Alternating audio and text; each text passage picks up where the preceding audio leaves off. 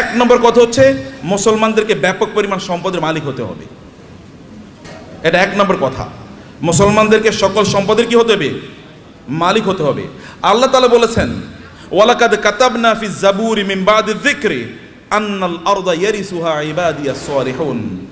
আমি আসমানি কিতাবগুলোতে এই কথা বলে দিয়েছি, এই জমিনের প্রকৃত মালিক, এই পৃথিবীর মালিক হচ্ছে দিনদার লোকেরা, আল্লাহওয়ালা লোকেরা, নামাজি লোকেরা, যাকাত যারা দেয়, হজ যারা করে, যারা মানুষের প্রতি অন্যায় আচরণ করে না, হালালভাবে জীবন যাপন করে, এই সকল ব্যক্তিরা এই জমিনের মালিক। এটা আমি আসমানি কিতাবে লিখে দিয়েছি।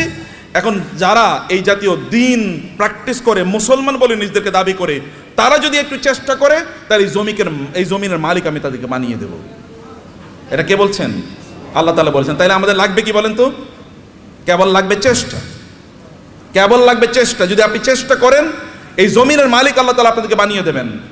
আরবের মরুভূমিতে রাসূলুল্লাহ সাল্লাল্লাহু আলাইহি ওয়াসাল্লাম এসেছেন, কিছুই নাই আরবে, নাথিং ইজ দেয়ার।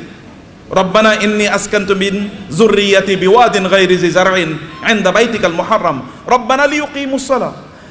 ইব্রাহিম আলাইহিস সালামকে আল্লাহ নির্দেশ দিলেন, আপনার সন্তান এবং আপনার স্ত্রীকে মক্কার মরুভূমিতে রেখে আসেন। মরুভূমিতে এখনো কিন্তু কিছুই উৎপাদন হয় না, কারণ ওটা উৎপাদনের মতো না। ওইখানকার মাটি উৎপাদন করে না, ওইখানে পাথরে মাটি, এমনকি পাহাড়গুলো পর্যন্ত পাথরের। আমাদের দেশে তো পাহাড় হলো মাটির, কিন্তু সেখানে পাহাড় মাটির না, পাথরের পাহাড়। এখানে কিছুই উৎপাদন হয় না, এবং সেখানে কোনো সোর্স অফ ওয়াটারও নাই, পানিরও ব্যবস্থা নেই, জমজম ছাড়া কোনো পানির ব্যবস্থা নাই। তাহলে সেখানে উৎপাদন হবে কি দিয়ে? কিন্তু আল্লাহ তাআলা বললেন যে ইব্রাহিম আলাইহিস সালাম তার সন্তান এবং স্ত্রীকে এখানে রেখে এসে আল্লাহর কাছে দোয়া করলেন, হে আল্লাহ, এখানে রেখে গেলাম, এখানে তুমি আমার এই পরবর্তী প্রজন্মদের জন্য রিজিক হিসাবে ফল এর ব্যবস্থা করে দিও, ফল, ফ্রুটসের ব্যবস্থা করে দিও। এবং আপনি জানেন, এখনো যারা মক্কায় যান হজ বা উমরা করতে, আপনি গিয়ে দেখবেন পৃথিবীতে কোথাও যদি কোনো ফল উৎপাদন হয়, ওই ফল ওই পৃথিবীর ওই দেশে না পাওয়া গেলে ওটা মক্কায় পাওয়া যায়।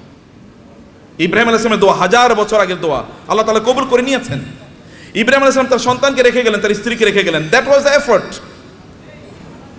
which he has done. তার পক্ষে এতটুকুই করা দরকার ছিল, তিনি এতটুকুই করেছেন, বাকিটা আল্লাহ সুবহানাহু ওয়া তাআলা ব্যবস্থা করে দিয়েছেন।